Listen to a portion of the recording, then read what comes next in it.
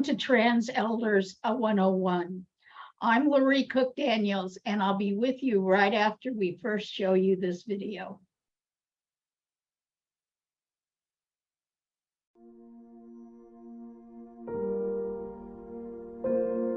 What do I like about flying? I guess it is being a bird, to be able as a person, as a human being, to lift off from the earth. I can't tell you what a pleasing thing is to be taking off from an airport and you're in the clouds and you're flying up and there's sort of all of a sudden there's a glow in front of you. And as you go further and further and you break out, you see the clouds look like just wonderful balls of cotton all lit up by the moon. It's extraordinary.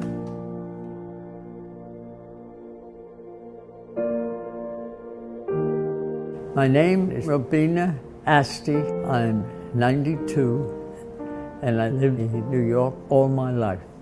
I am a commercial pilot and I'm a flight instructor.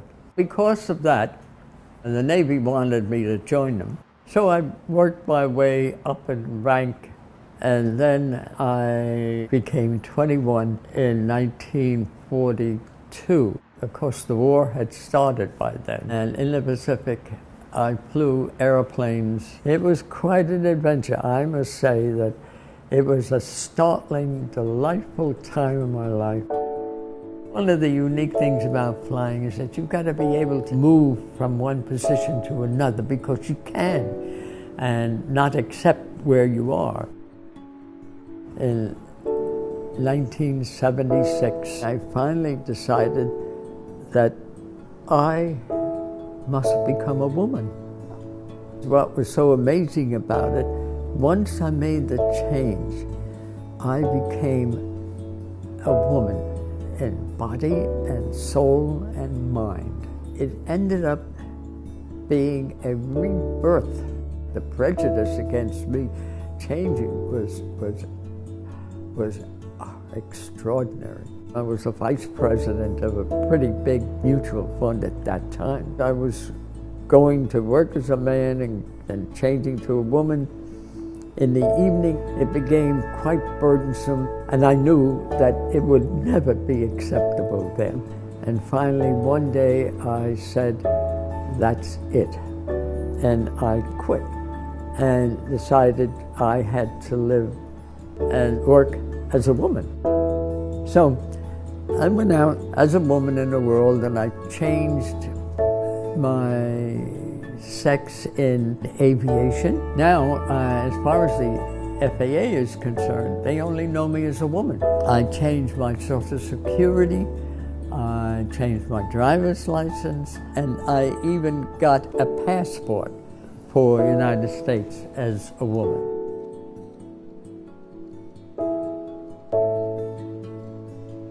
Norwood Samuel Patton.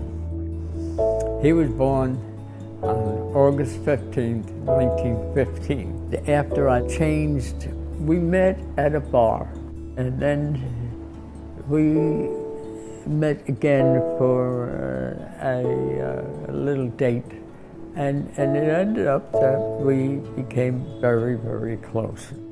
When I saw that, look, this has to be serious, I knew that I had to then tell Norwood. So I told him, and he was very upset. But inside of a week, he came back to me and said, he told me, look, I don't care. You're a woman. I only know you as a woman. You are a beautiful woman, and I love you, and I'm very devoted to you, and I want always to be with you. And that was the summation of it. We got married at an airport. Every month he would ask me to marry him, formally ask me to get married. And I kept putting it off. Finally, in 2004, I told Norwood, yes, let's get married. It was a delightful relationship. It was, without a doubt, the finest time of my life. He was 97 when he died, so for a couple of old fogies.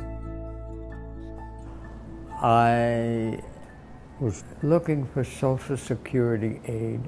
Nothing happened that wasn't routine in the beginning.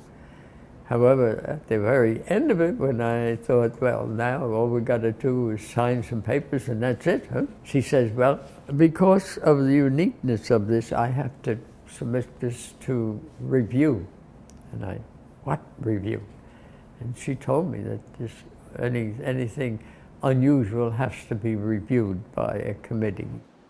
So I waited a whole year. Finally, I get a letter saying I'm denied. And I'm denied because of the fact that at the time of my marriage, I was not legally a woman. Those were the words that were in the denial. And so I was shocked. I was shamed. That is so insulting. It was just devastating. And Lambda sent in the appeal. I am certainly wanting to bring this forth because to make this transition is not easy. A lot of young people have lost their families, lost their support. And my suggestion to them is to do what I did. Don't do anything. Rely on the basis of the fact that they loved you once, and it will start shining through again. Several people that I knew that changed their sex committed suicide. Just simply horrible because they didn't have anyone look at them and say, I understand, and I still want you to live. I hope that Lambda succeeds in this case, not for the money, but for the act of humanity that is absolutely necessary here.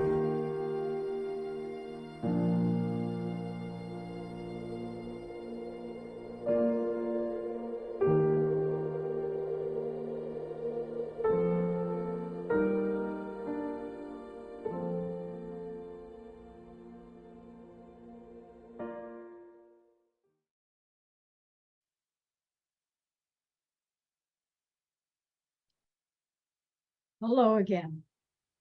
I am Loree Cook Daniels, and I will be your tour guide for the next 45 minutes or so. What are we touring? I hope we will open and explore the terrain of your mind when it comes to transgender elders. I'm going to have 3 distinct topics today. First, I hope to give a really good grounding in some of the concepts that I view as key to seeing trans elders as they are and not as our stereotypes might have it. Second, we're going to turn to practicalities, especially for you service providers. We'll go over some of the key things you should remember in working with trans elders. And finally, we're going to review some of the key resources you can access to learn more. How do I know about trans elders? I finally aged into being one myself. Pushed, I will say my gender identity is agender, and I don't care what pronoun you use for me. I also have been doing LGBT aging work in a whole lot of venues since 1974. Let me tell you just a couple more things about me. In 1994, my partner Marcel gave birth to our son Kai and transitioned female to male, shifting me from the lesbian community into the trans community. I was soon asked for information about trans aging, and I founded the Transgender Aging Network to establish a communication channel between people who were interested in trans aging issues. We shortly spun off Elder TG, which is a peer support email listserv for trans people age 50 and up, and which is now 24 years old. We lost Marcel in 2000, and Kai and I moved to Milwaukee, where I began working for Forge. This is our most recent family portrait with me and Michael Munson, Forge's executive director, our son Kai, and his girlfriend, Dana. In the next section, you're going to see pictures of trans elders and hear a song that was popular when many of them were young adults. As you watch, think about the lyrics you're hearing. What are they telling you?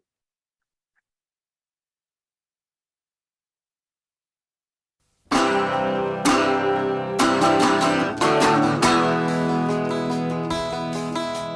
met her in a club down in Old Soho, where you drink champagne and it tastes like Coca-Cola, C-O-L-A, cola.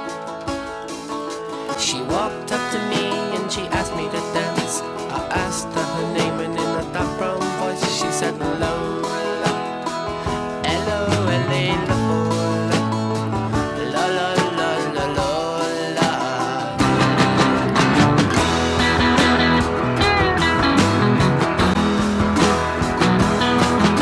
Well, I'm not the world's most physical guy, but when she squeezed me tight, she nearly broke my spine. Oh my Lola, Lola, Lola, Lola.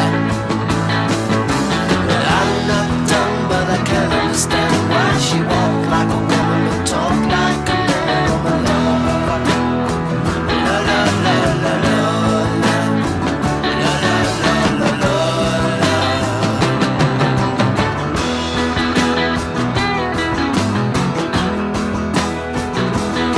Well, we drank champagne and danced all night under electric candlelight. She picked me up and sat me on her knee, said, "Little boy, won't you come on with me?"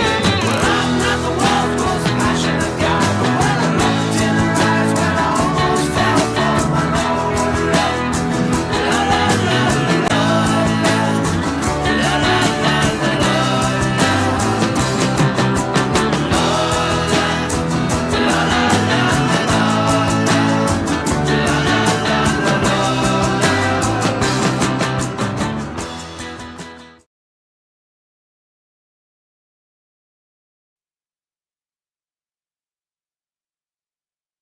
So now let's talk about Lola.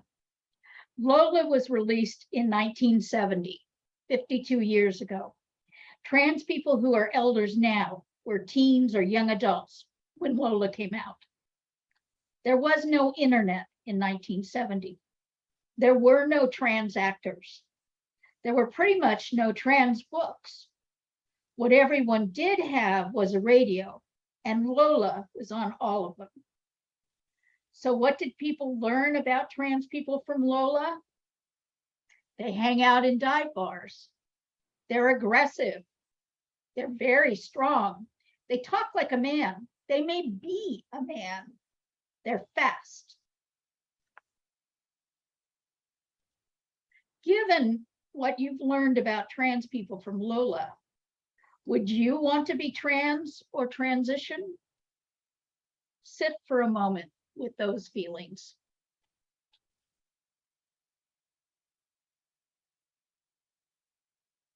Now that we've introduced you to a number of trans elders, let's move on to some of the basics.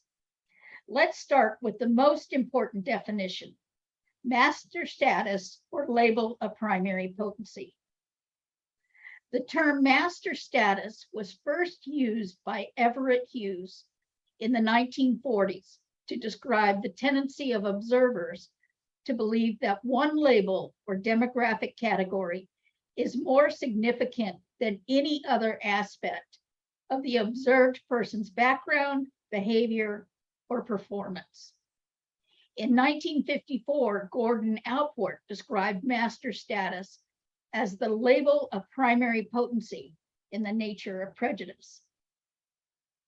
The reason this is the most important definition is because if you only remember one thing from this webinar, I want it to be this: trans people are more than our transness.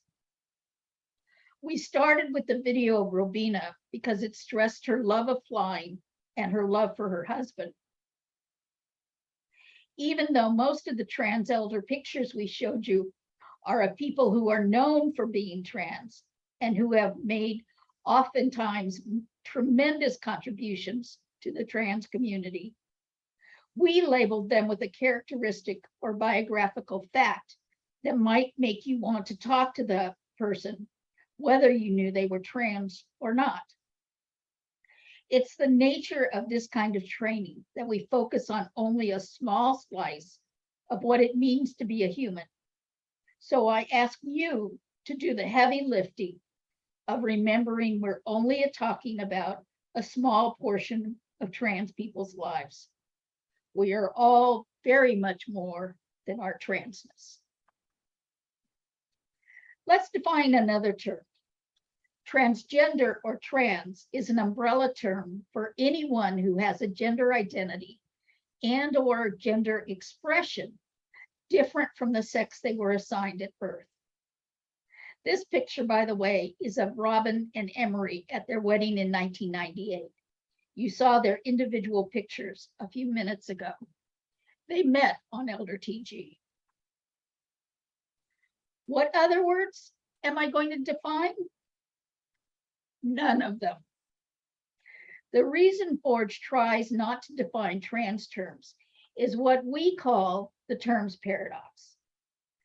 The terms paradox is particularly critical to remember when we are talking about and with trans elders. The terms paradox says that terms are critical. Using or reflecting the term or terms someone uses for themselves shows respect for their identity, and it shows your willingness and ability to listen. At the same time, terms are meaningless. There is no consensus on what the various terms mean, and they are changing all the time anyway. Some of you, for example, might have caught that I use the term female to male in my introduction. These days, that term is often frowned upon as overemphasizing the sex someone was assigned at birth and de-emphasizing their gender identity. Let's talk about how those changes in terminology happen. Trans people have indeed lived in every era and every culture. In fact, in some places, cultures have had recognized roles for trans people. In some of those cultures, trans people were revered and seen as having special powers. However, Western culture has not had such roles. So we've had to make things up as we've gone along. I'm suggesting that you think about this as 3 generations. The first generation transitioned between the 1960s and 1990s. This would include Robina's. WPATH, the World Psychological Association for Transgender Health, formerly known as the Harry Benjamin International Gender Dysphoria Association, was formed in 1979. Before that, if you were very lucky, you might have found some clinical literature on trans people. Otherwise, there were very few publicly available representations. Lola came out, as we said, in 1970, and Tootsie premiered in 1982. As a result, this generation of what would become the trans elders of today either lived with their gender feelings, committed suicide, or invented their own unique way to live in the world. Oftentimes, they didn't know anyone else who was trans, and they may never have connected with the trans community.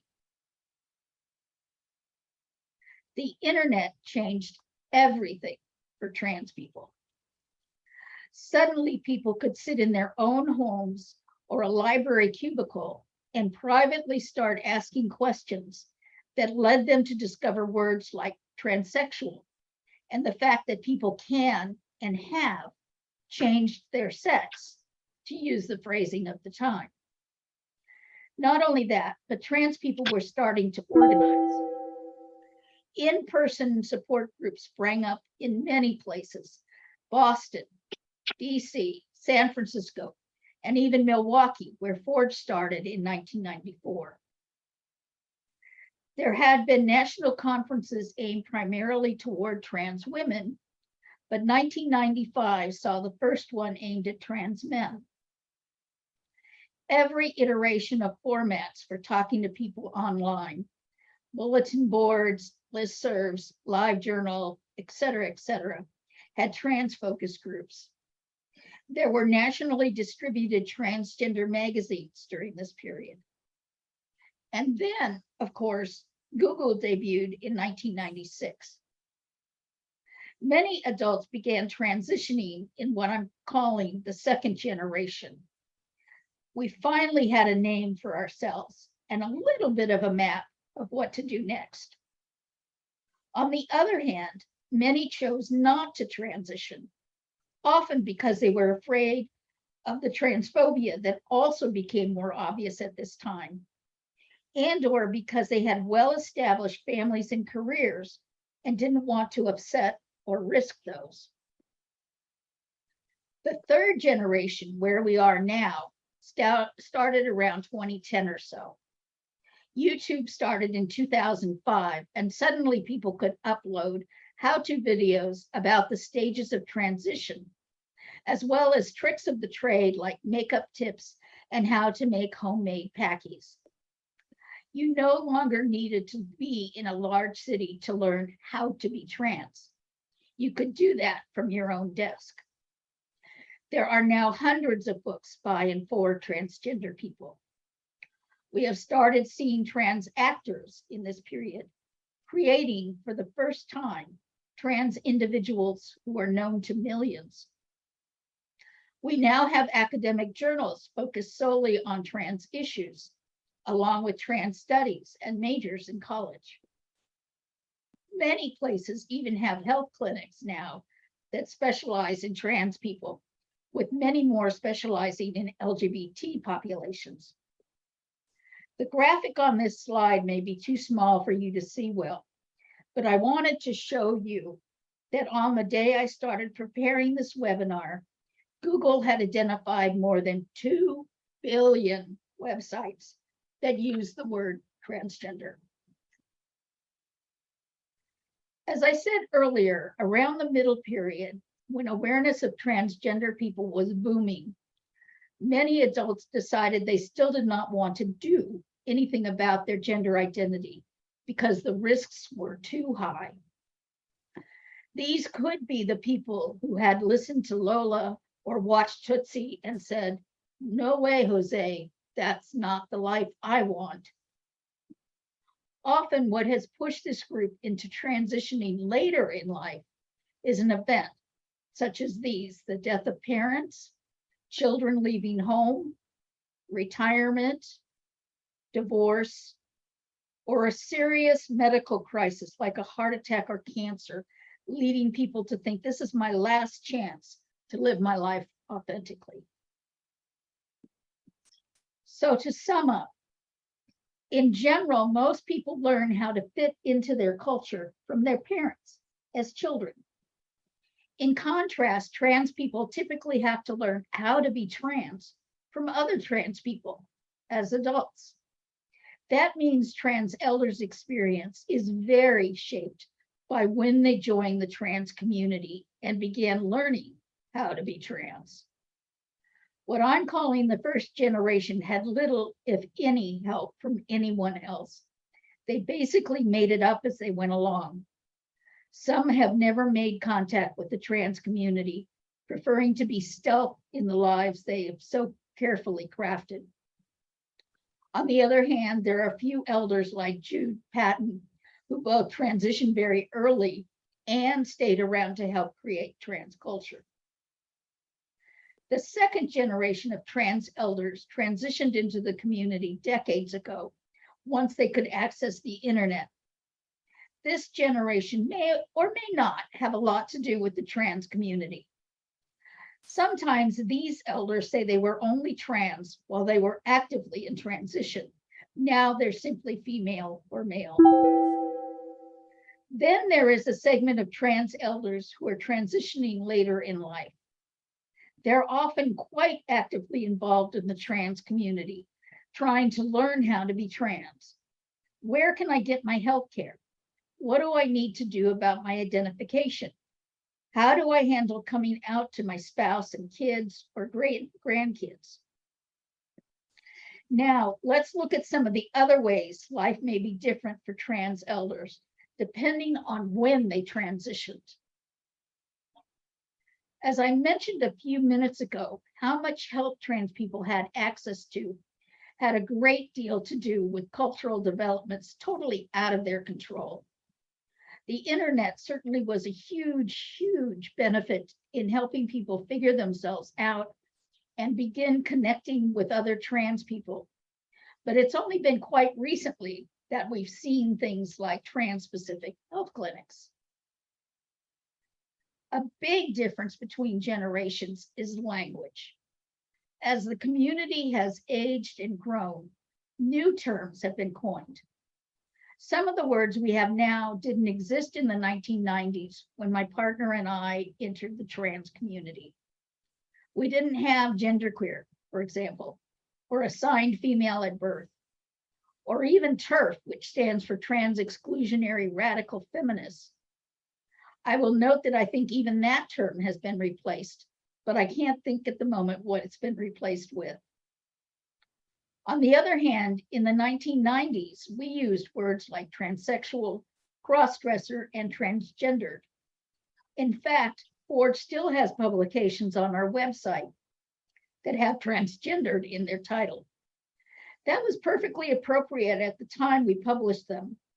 And even though we know that term is out of favor now, we have not gone back and reformatted the publication. And that's true of an organization that is devoted 24/7 to trans issues. How many trans elders just going about their daily lives are going to be updating their language on the regular? They're probably going to use language they learned when they first came into the community. The last term I want to talk about is tranny fag. This is the term my partner mourns. When he transitioned, the tranny fag listserv was the largest trans listserv on the internet.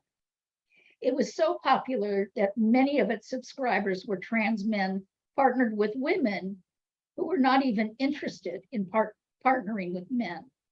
It was a term of tremendous pride. But as life has gone along, so many people have decided that tranny is a derogatory term that you almost never hear tranny fag anymore.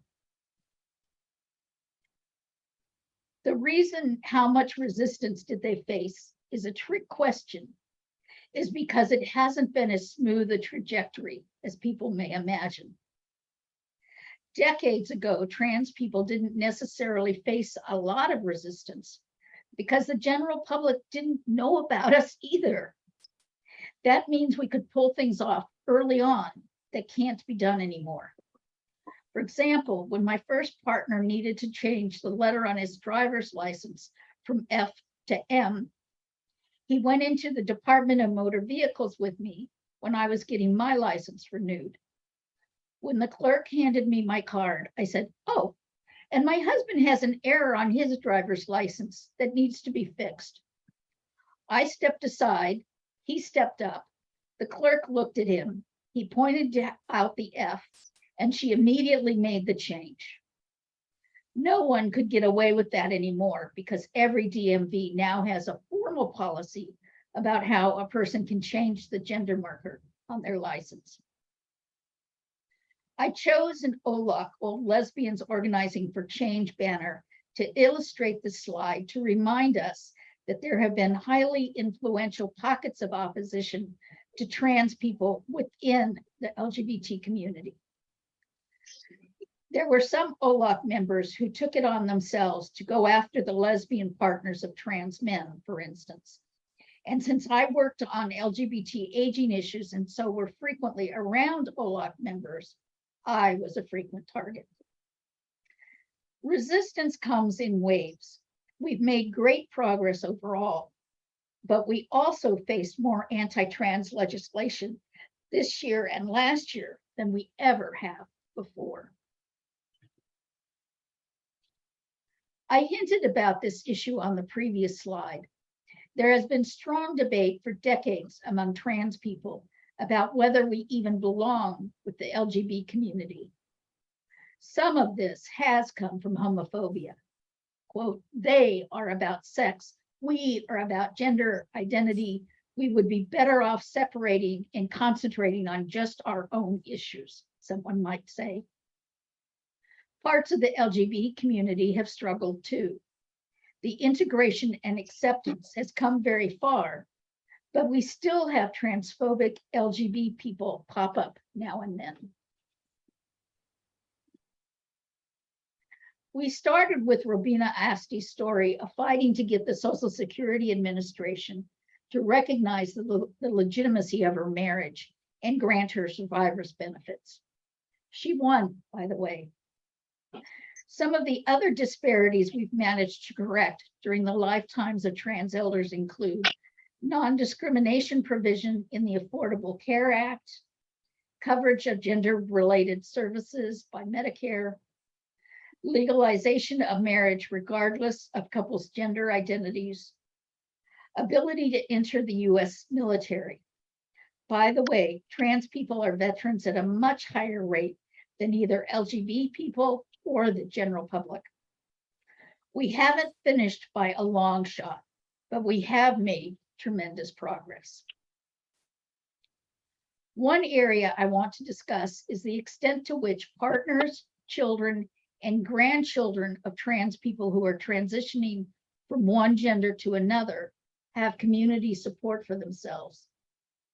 The answer is there's a void there that hasn't been filled in the decades I've been in the community. We have developed a lot of programs to support parents of trans and non-binary kids, and there are still a few listservs and Facebook pages to support partners. There have also been a number of books published to help partners through transition. But we still do not have any program or publication or social media site to support those who may need it most, the people who are seeing their long-term families change pretty radically due to a gender transition. So if there's anyone in this audience who wants to work on this gap, please let me know because it desperately needs filling. I've just given you a lot to think about when it comes to the vast diversity trans elders represent. Now let's shift to the easier stuff, how to treat us. Let's imagine you are contacted by someone who has a seemingly simple question. My transgender parent needs services. Can you help us? If you answer really quickly, you might be tempted to respond with a simple yes or no. Some people answer no because they are not sure they, their staff, or their other clients can handle a trans person. Not only is this not a good answer, but it might even be an illegal answer. But yes is not right either. What we need to do is ask for additional information to determine how we can best serve them. If you didn't immediately answer yes or no, but instead had other questions for the individual, or any of them about the elder's gender, gender history, which basically refers to the fact that many transgender people have functioned socially as more than one gender during their lifetime, body parts, or trans-related medical care. These questions are not just irrelevant, but they may be illegal, and they will almost certainly be perceived as offensive. You may have noticed the asterisk after trans-related medical care. This refers to two exceptions. If you provide a service that will be passing medications, if the elder uses hormones, she or he should include them in their list of medications. If they don't, you can prompt with a more open-ended question, such as some of the common medicines people forget are hormones and over-the-counter medications. Do you use anything like that? Note, however, that not all transgender elders do use hormones. The second exception is if you will be providing medical care of internal organs. In that case, you can do a gender-neutral organ inventory to find out if organs like ovaries or prostates are present and therefore need routine monitoring. Too often, when we are face to face with something completely new, our mind fixates on the new thing to the exclusion of everything else. Sometimes, in a well-intentioned effort to be inclusive and affirming, we forget the other things we need to pay attention to. So let's start with the obvious. Trans people are people. It's critical to not get sidetracked by the trans part of the person.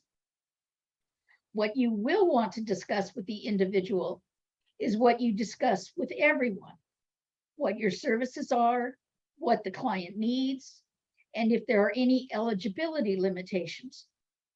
Those are the questions that will help you get them connected to the right kinds of services, either from your agency or somewhere else.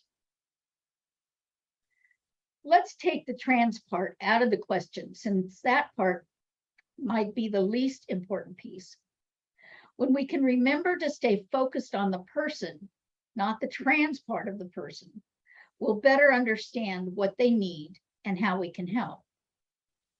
In the next slides, we'll talk about the specifics of what to ask and not ask transgender elders, as well as some reminders about privacy, trauma, and bias that will help you serve them better. You may still be wondering, but what about their genitals? How will I know how to serve them if I don't know what genitals they have? The answer to that is that you do not need to know. Care providers who encounter unclothed people end up seeing many things they didn't expect. An ostomy bag, perhaps, scars, a not safe for work tattoo.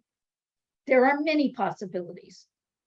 Unexpected genitals or secondary sex characteristics like breasts are in the same category.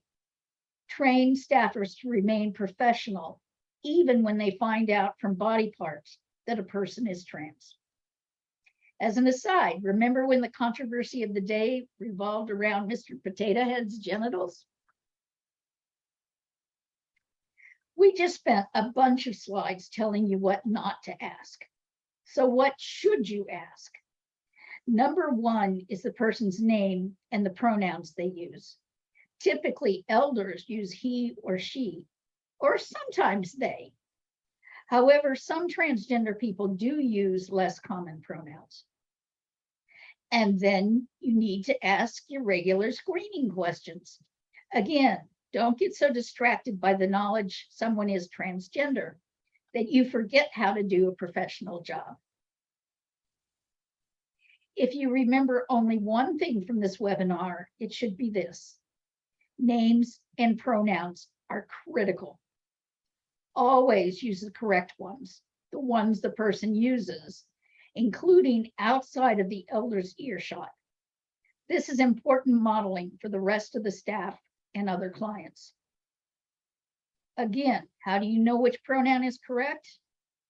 Just like you won't know someone's name unless you ask them, you won't know what pronoun someone uses unless you ask. There's simply no other answer to knowing what pronoun to use. So what else do you need to know about transgender elders?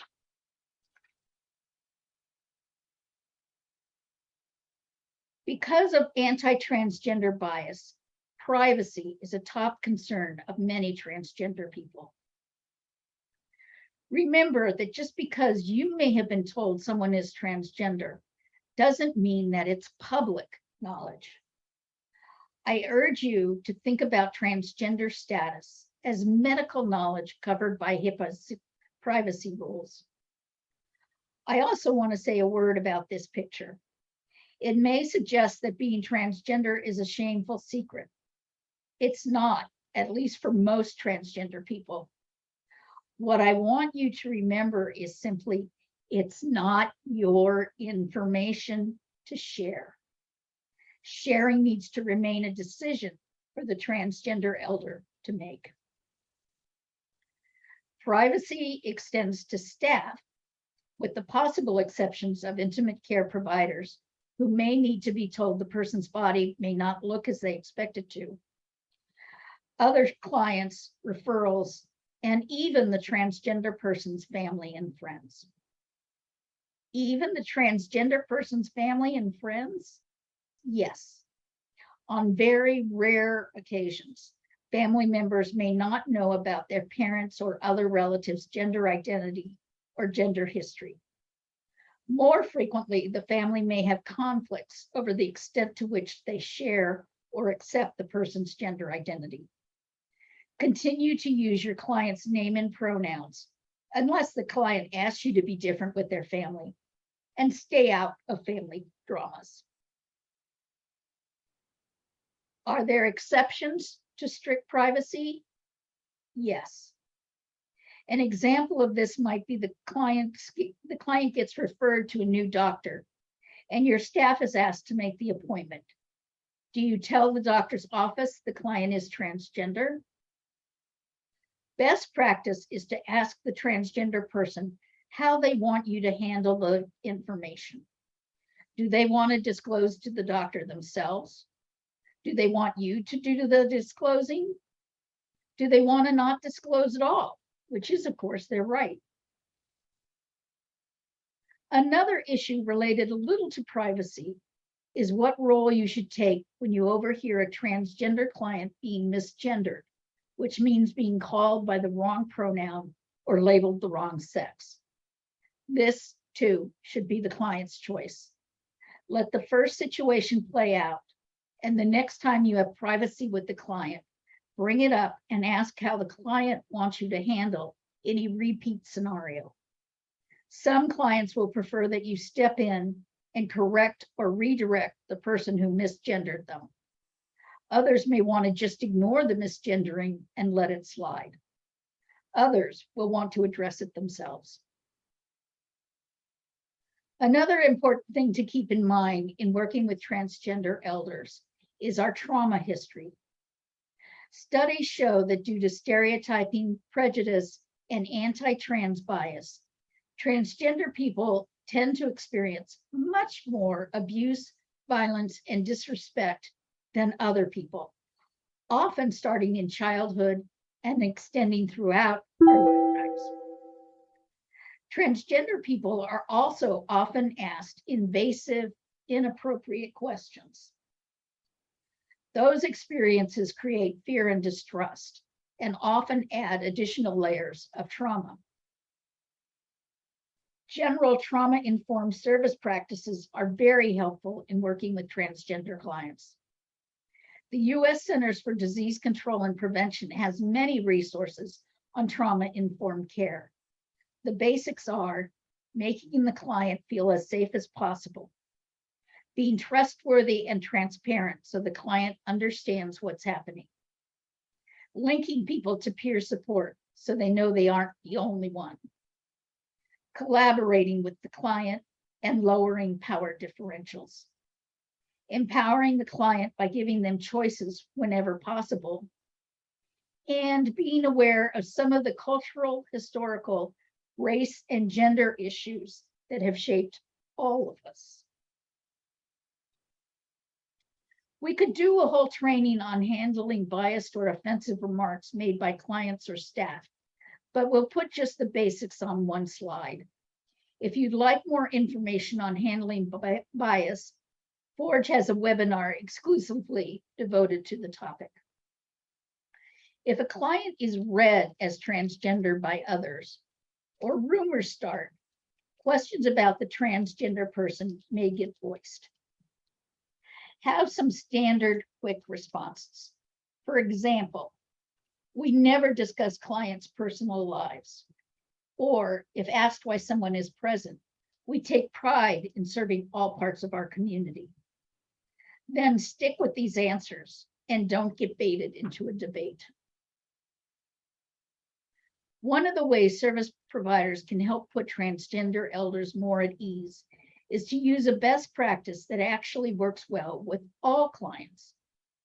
Know why you are asking a question, and then tell the client what you are going to do with the information. Do that before you ask the question. An example, we ask everyone their income so we can check to make sure they're not missing out on benefits they qualify for. Another example, we ask everyone their pronouns because some people use pronouns other than he or she, and we want to be respectful to everyone. Practicing know and tell why will help you avoid asking questions for which the why answer is, because I'm curious. Let's talk a minute more about curiosity. It is extremely important that you not ask your transgender client questions about their life as a transgender person, or ask them to educate you about trans people in general. Not only do those tend to feel objectifying, but they also typically replace the usual "I'd like to know you" questions. They turn someone from a unique individual with an interesting life into a specimen you are examining. It also signals to the client that you are more devoted to your own curiosity than you are to serving them. Don't miss the whole of your client by focusing on just the trans part. If you are interested in learning more about trans lives, that's what YouTube and Google were invented for. When I started doing this work, YouTube didn't even exist. Now it's the answer to everything. Of course, we need to be careful about trusting everything we see on the internet, but there is a lot of excellent information available online, including some of the resources on the next slides. By the way, this picture is of Kyler Brodus, who was the first openly transgender person to testify before Congress. You will find his testimony, wait for it, on YouTube.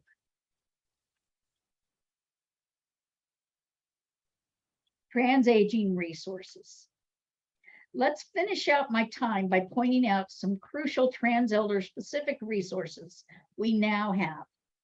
The first one, of course, is the Transgender Aging Network, founded in 1998. It is both a listserv and a Facebook page, and basically disseminates new resources and news articles about trans elders. A project of the Transgender Aging Network is Elder TG, which is a listserv that also was founded in 1998 and provides peer support to trans people age 50 plus and their close relatives and partners. If people are interested in either one, write me at Loree, LOREECD for Cook Daniels, at forge-forward.org. We'll give that email at the end again. The Transgender Aging Network has been publishing from the beginning, but the first trans aging publication that got a lot of attention nationally was Improving the Lives of Transgender Older Adults, Recommendations for Policy and Practice. This 2012 publication was led by the National Center for Transgender Equality and SAGE, with the help of an advisory board of many of those of us interested in trans aging. The National Resource Center on LGBT Aging was federally funded in 2010. It's led by SAGE, but has many partners. Since its founding, it has initiated and collected a wide array of resources for trans and LGBT elders. This slide shows some of the trans elder publications that have been initiated by the Resource Center and Forge's Transgender Aging Network. A guide for senior Medicare patrols on what they should know about working with trans elders. I have a new trans client, now what? A brochure written for frontline long-term care or home health staff to answer some basic questions they may have about trans elders. And our newest publication, How to Be an Ally to Transgender Older Adults. Keep an eye open for our new upcoming publication, Person-Centered Trauma-Informed Care of Transgender Older Adults. The Resource Center on LGBT Aging has also collected relevant publications published by others. Here, for example, are 2 critical guides on providing trans-affirming healthcare. Individuals have also contributed to the growing body of work. This is the cover of To Survive on This Shore, a gorgeous picture book of trans elders. Each picture comes with a page or so of biography. This came out in 2018. There are also a rapidly growing number of trans elder specific books. The Growing Older as a Trans and/or Non-Binary Person, a support guide, is not a book I have personally seen. It was written by a Scottish author and so likely has a European lens. Jude Patton and Margot Wilson are publishing a whole series of books collecting stories from mostly trans elders. The 2 you see here are what's been published so far. Erin DeVore and Margot Wilson have published a similar book, Glimmerings, Trans Elders Tell Their Stories. Finally, there are important new resources in the works. The Long-Term Care Equality Index is being spearheaded by the Human Rights Campaign, HRC, and SAGE, along with an advisory committee that includes a high proportion of trans people. This equality index is similar to what HRC has done to improve hospitals' LGBT competency and to improve municipal LGBT policies. Here's the formal description of it. The Long-Term Care Equality Index, LEI, is the first national benchmarking tool for LGBTQ+ inclusion for senior housing and long-term care communities. The LEI is designed to both assess a facility's current services and assist them in adopting policies that promote LGBTQ+ culturally competent care. I'm almost at the end of my presentation, so please indulge me as I say a couple words about Forge. In addition to the Transgender Aging Network and Elder TG, Forge has a focus on training service providers about how to work with trans and non-binary survivors of violence and trauma. We also offer direct services to trans survivors. Finally, we are also Wisconsin's largest trans organization and so sponsor a number of Wisconsin-specific services. We have 3 websites. Our primary one holds our training webinars and publications addressing all of these issues. Forge Wisconsin collects the pieces directed at Wisconsin residents. And Trans Survivors is a blog. You can keep up with new Forge publications, newly recorded webinars, and upcoming events by following us on social media. We are active on 4 social media platforms: Facebook, Twitter, Instagram, and YouTube. You are welcome to repost from all of our platforms. And that brings us to the end of this webinar. Thank you very much for joining us today.